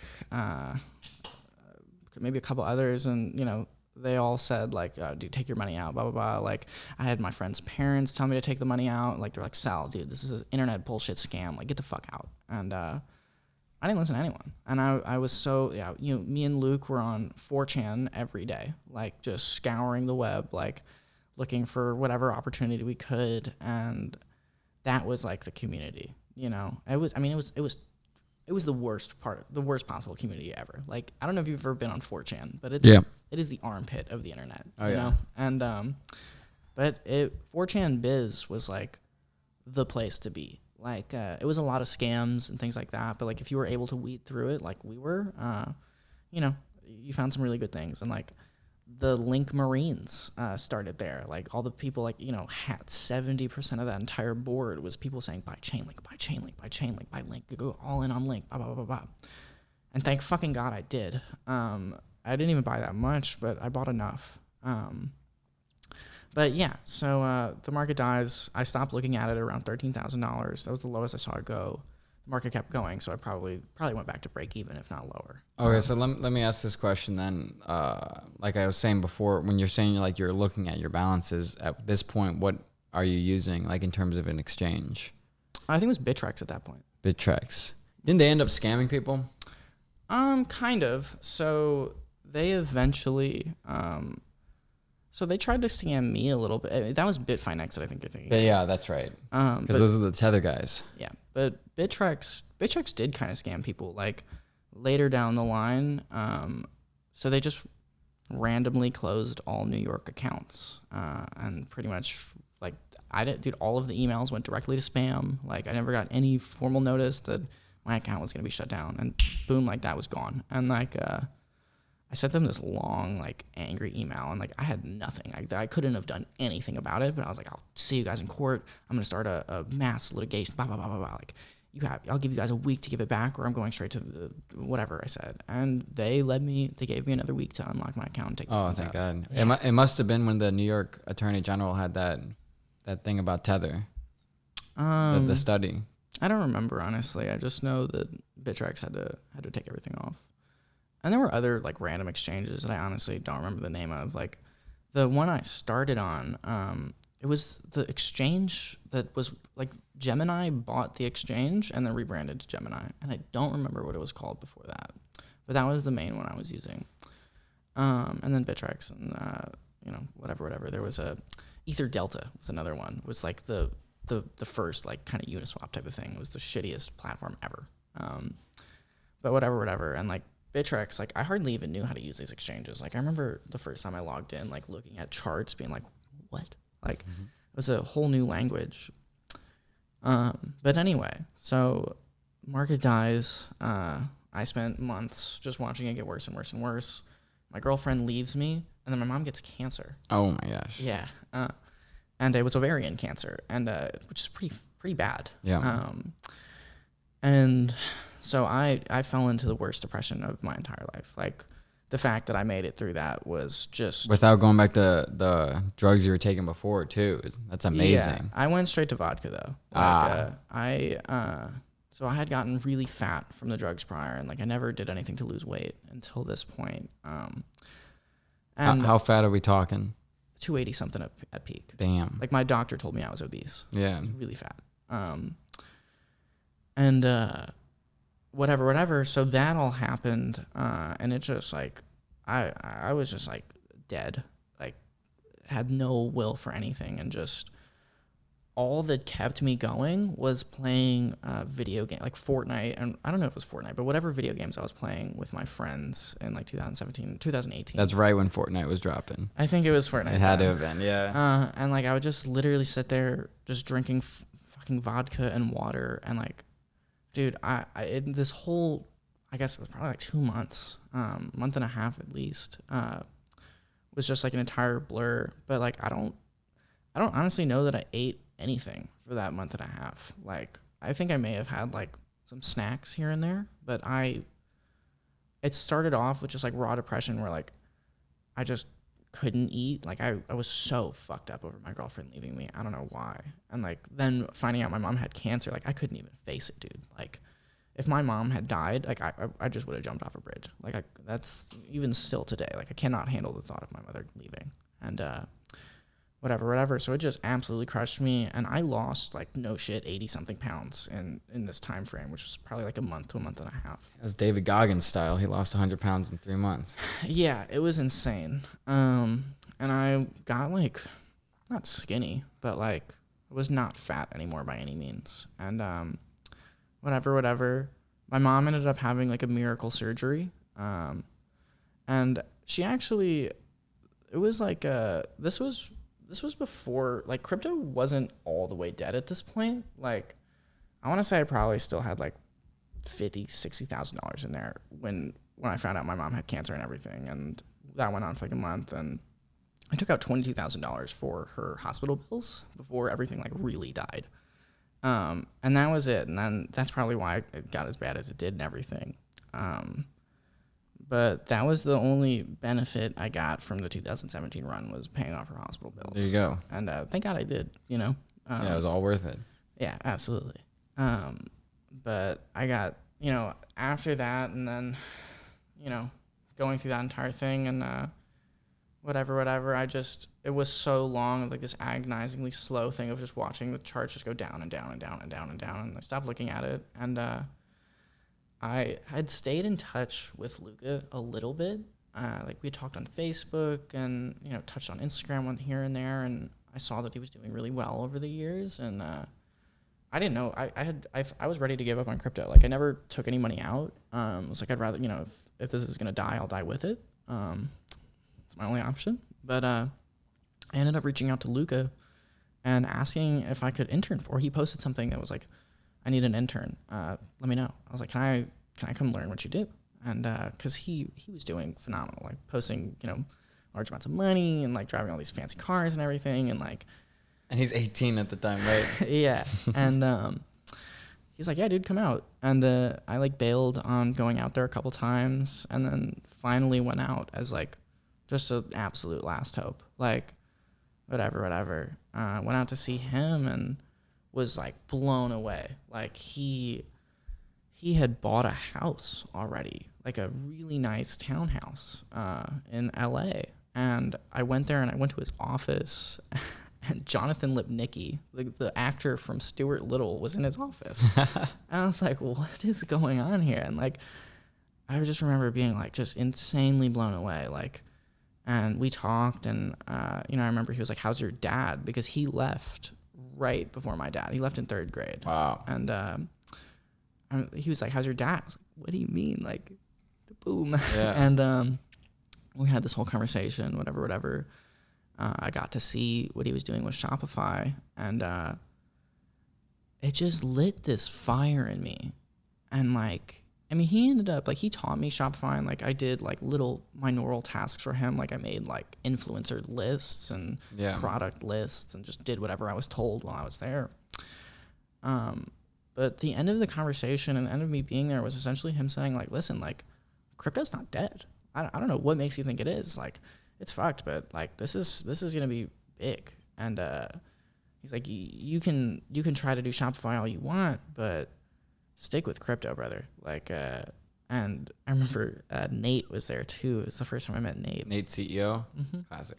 And he said the same thing. And like everyone, it wasn't even, I don't know that anyone even actually said to me like, oh, crypto is going to be, you know, it's not dead. But people were so interested in, oh, you do crypto. Like, how's that? Blah, blah, blah, blah. And like, I did my best to not tell everyone like, oh, dude, I'm fucked, you know? Right. And, you know, I was embarrassed of it, like, you know, the whole 9 yards. But Luca and I grew up in the same dirt. Like he had, you know, just as fucked up as a situation as I had in my youth. And like the situation he went through in like elementary school and everything was just as bad as mine. And, you know, we played on the same playground in the same situation. And up until this point, like the idea of making it was just a fallacy. Like it was just an idea, like something out of the movies. And seeing Luca and seeing like what he had done and like how smart he was, and you know, I remember him saying to me, I was like, dude, listen, if I can do this, you can too. And like it just stuck, and I just couldn't believe it, and it broke that fallacy for me.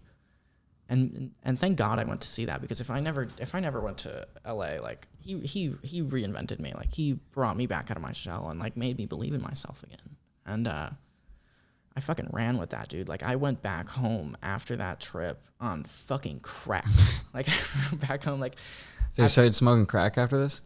Well, you know, but I was like, dude, I click, and like I went home and like I made Luke come over, and like I actually did try Shopify for like a week before ended up like just deciding like, no, fuck this, let's stick in crypto.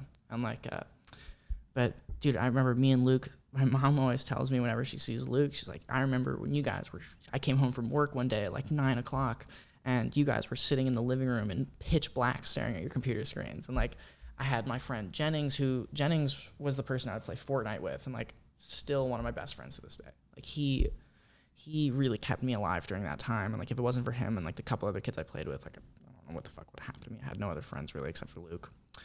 And Luke, myself, and Jennings would just sit there all night, like talking about what we're going to do and how we're going to figure this out. And then it was still like a little dismal, like crypto was still pretty dead.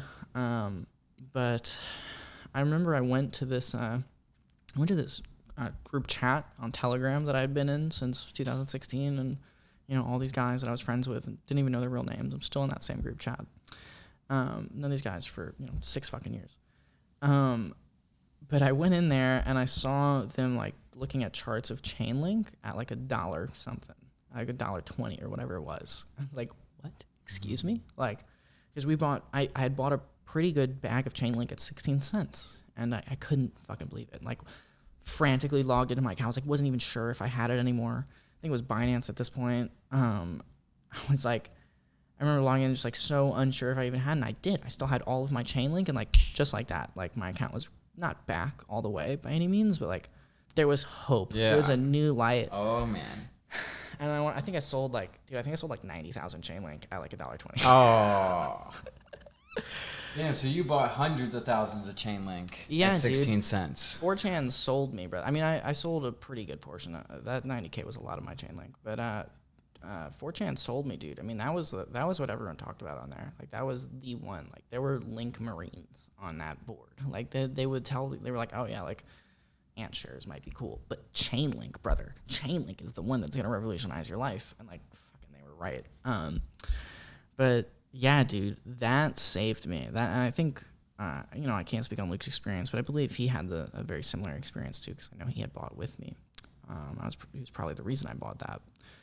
But just like that, like the light was there again, and it just, as I said, like I was just back on crack. Like just couldn't stop staring at my screen, staying up 24/7, like sitting on the phone with Luke all the, nonstop. Like, we're gonna do this. This is gonna change our lives.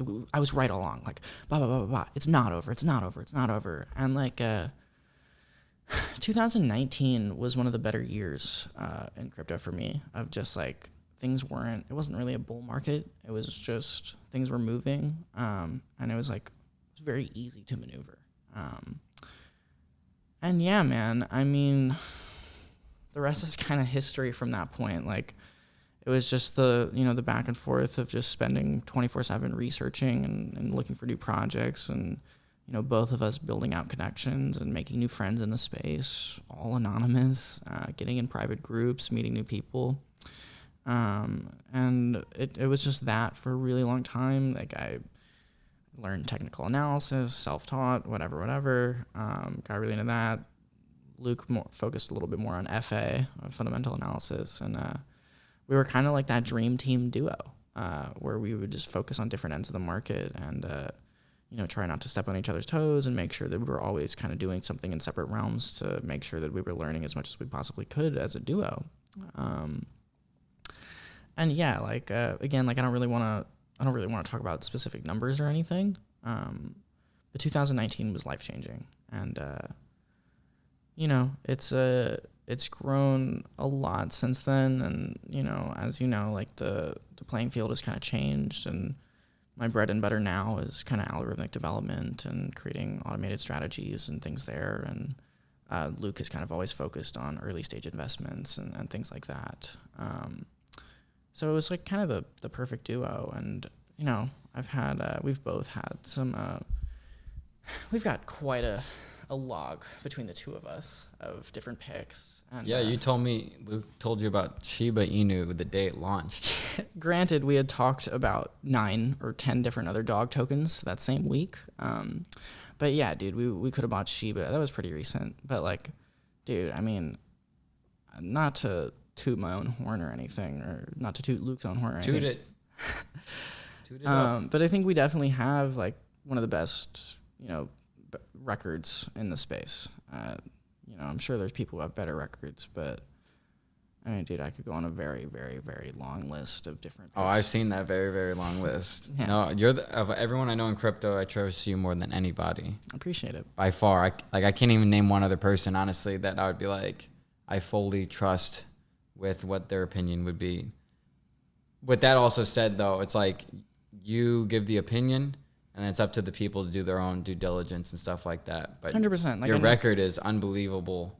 It's been a good one, man. Yeah. Thank you for that.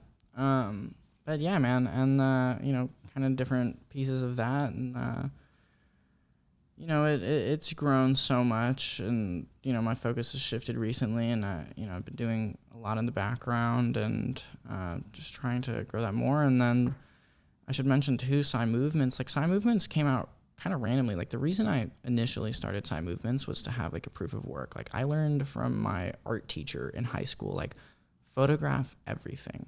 So like when you have the final product, you're able to showcase the entire work step up to that. And Luca was one of the big reasons that I actually like ran with Sci Movements. He was like, dude, like you're good at this, like keep it on paper, like show people you're good at this. Like you need to have a track record. And at first I was just doing Sci Movements. I had like messaged a couple kids from my hometown. I was like, hey, like I'm doing this group. If you want to join, let me know.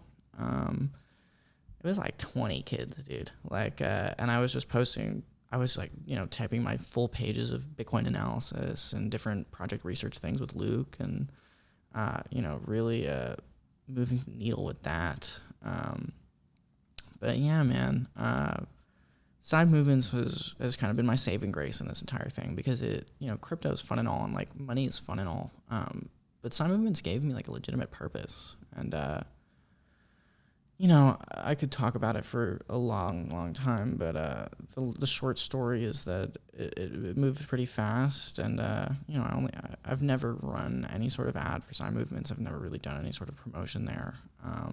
We got like 4,000 people organically, and the craziest thing is like I've had a lot of people come to me and say like, hey, like you really changed my life financially. Like you told the group you were buying this, I bought this, and it did really well. And that's, the really common one where I've had hundreds of people say like, hey, you changed my life in that front. But I started sharing like those childhood stories and, little bits and pieces of what I went through, and, telling people like, hey, listen, like I was put in that box. Like I quite literally had my high school tell me, I had parents tell me, I had everyone tell me that I wasn't destined to be good. Like I had my childhood best friend tell me in 6th grade that I wasn't allowed to hang out with him because I was going to be a bad kid. And I realized at a really early stage, like so many people had experienced that too. And I, by no means was I even close to being like, well, it's not a rare scenario to have people count it out. And like so many kids, especially in the space we're in of like social media, kids are kind of in there because they didn't go to college. And I never went to college. And being able to tell these people, like, you can do whatever you want, like, if I was able to get this far, like, of course you can. And, I've had people from 16 to 45 years old, like, you really changed my perspective on life. And that has been, like, the craziest thing for me out of anything. Like, I never would have dreamed that I'd be able to have, like, that sort of impact on somebody. So, Sci Movements is my baby. Always will be. What's your plans moving forward with Sci Movements?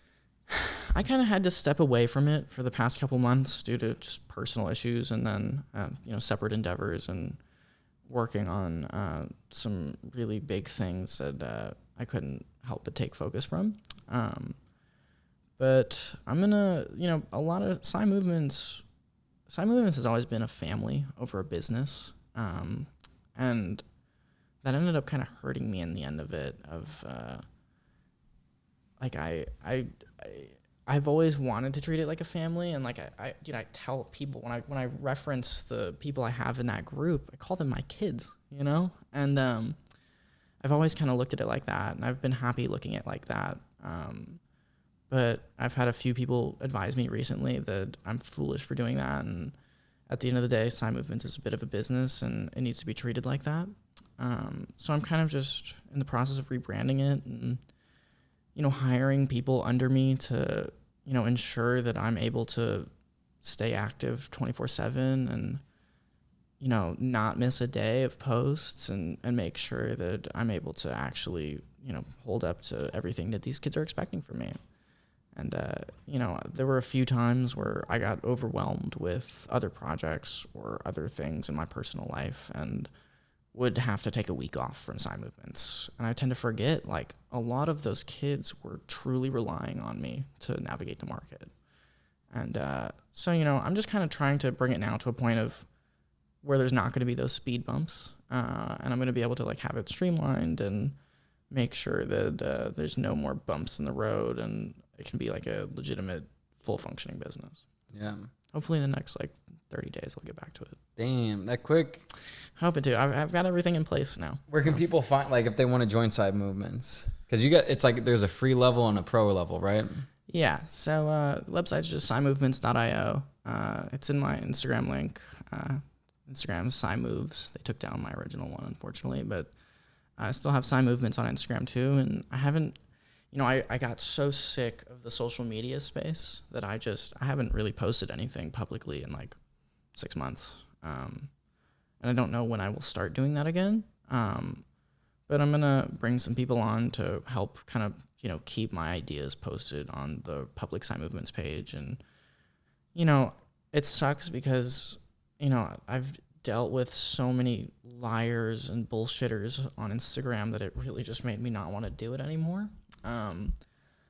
But Sci Movements is more important than a couple things that bother me. So, I'll get back to posting very soon and have more of a presence online. So. Yeah, I'll be looking forward to that.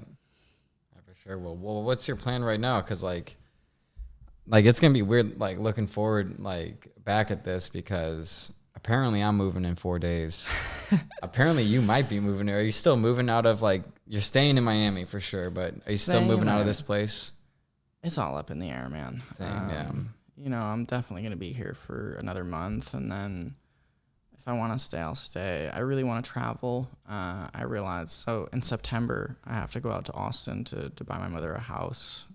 Just become a very serious thing where it has to be September now, and so I'm kind of looking at it she's not the youngest, and she's 68 years old. So there's a chance that I'm going to have to start, really taking care of her in the next couple of years. So I'll be out in Austin in September. And I really want to travel prior to that, because it dawned on me the other day that it's a slim chance, but there's a chance that this is my last chance to actually go experience the world. And I can go anywhere right now and be able to do that without really much stress. And so honestly, Miami's not my favorite. 6 years of crypto will make you the most introverted person in the room. And I tried to like the clubs, I tried to like the boats, but I just don't. It's not my thing. And so I definitely I have to be in Miami for the next couple months just for work. One of the projects I'm doing kind of revolves around a lot of business partners here, and a lot of the brands we're working with are here. So unfortunately, I have to be here for a little bit. But after that, as soon as I'm able to, I think I'm just going to try to vanish to, Italy or Greece or Bali. I don't want to take the 35-hour flight, but we'll see. It's all up in the air right now. Hey, it turns into a 12-hour flight if it's that international private jet. $270,000 private jet. Can't say it. Time is money. Time is money. You're not wrong. Maybe Maybe one of these days it'll be worth it for us to do that. Maybe you and I would have to do that or something. Yeah. Get some friends. It's not that bad if you get 7 people on that flight, man. Yeah. Or how about we get 7 people and we all get our own planes? That sounds like an idea. You know, the billionaires and millionaires of the world definitely do that just for the fuck of it sometimes. Yeah, right. So, what are your plans after Miami? I don't know. Especially like with where this podcast is positioned, I'm not exactly sure if this will be positioned. Like maybe I want to make one before this solo or like, I don't even know. But I was just talking to Harry in there and I was like, today was a great day.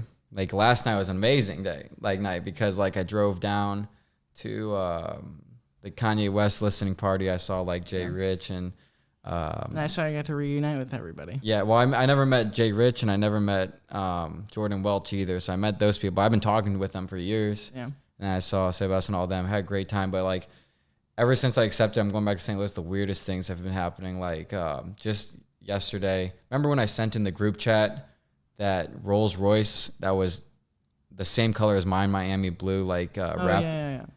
Driving to Brickell yesterday after I signed the papers, but it's not officialized or anything. No.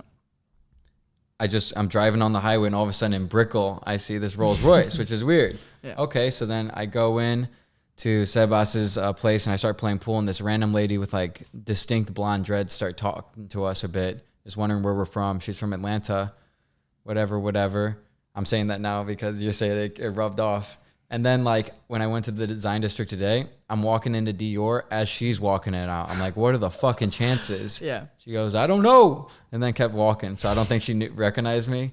But then a couple days ago, last week, someone messaged me a Tesla with like paint drip all over it, like on the front, like, oh, the simplified Tesla. And I screenshot it. I'm like, that's cool.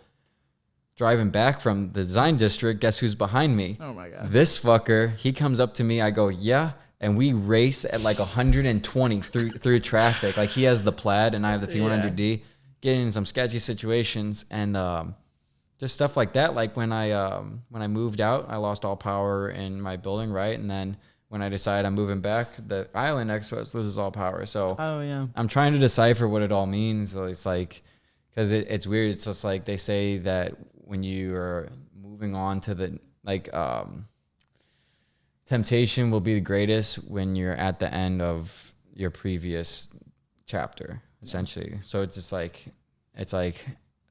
if Miami was like this every day, I'd be staying in Miami. But we both know it's like anecdotal, and just the experience we've had is so warped. Like that's why I was saying like I kind of might want to do like an entirely different podcast about moving to Miami. But I totally recognize that like I don't have a straight like our experience has all been tweaked for sure. Yeah, 100%. And like Miami sucks, man. It's a great place to vacation, but you know, if you like going to the club every night, this is the place to be. And it's unfortunate now that this is kind of the crypto capital of the United States. Yeah. So I feel like I tell people in my business that, you know, I think I'm going to go to Austin. And like, why?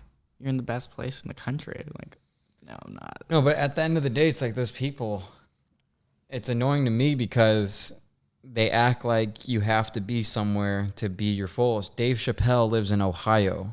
You know, what's his name? Post Malone lives in Salt Lake City, Utah. Yeah. And there's a lot more that go into that. So it's just like those two people are top of the line in their game, and they're not in it. It's just so. I always say like Miami is the land of misguided entrepreneurs because they come here because everyone else comes here, but then they're not exactly quite sure what they're supposed to do once they're here. Besides, you know, like, and I fell into that too. Like, oh, I'm coming here because everyone else came here, but then I got here and I'm like, I don't like Miami, so what's the point of me being here? Yeah, you know, if it's just for that. And so I think that's another thing. It's just like it's to the people who are like at home. Yeah, it's okay to stay in your hometown if you want, but you also got to recognize like you have to test it. You just can't be like, oh, I'm gonna stay in my hometown the rest of my life. No, like you got to travel to figure it out. But if you still preference that, that's fine. I'm not gonna be like that, and I can't promise you that. Like I'm in LA for sure by the end of this year. Yeah. But the to make a decision like that because everyone else is making that decision like that kind of also programs your mind to basically do what everyone else does and think how everyone else thinks. So Yeah, that's how I see it.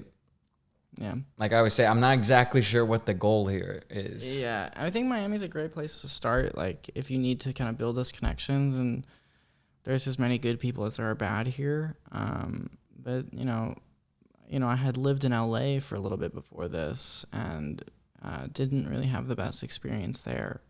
And coming here, like, I've met some awful people here too, but I've met some of my people I'm confident will be lifelong friends here, and have done really only good by me. And Miami, I got everything I needed out of Miami. Like, back when I was younger, like, I used to pray to God, like, please just let me find a good group of friends. Let me just find a couple people to have like an infrastructure with and be able to call. And I had never had like a good group of friends, and I finally found that here. And met some really good people.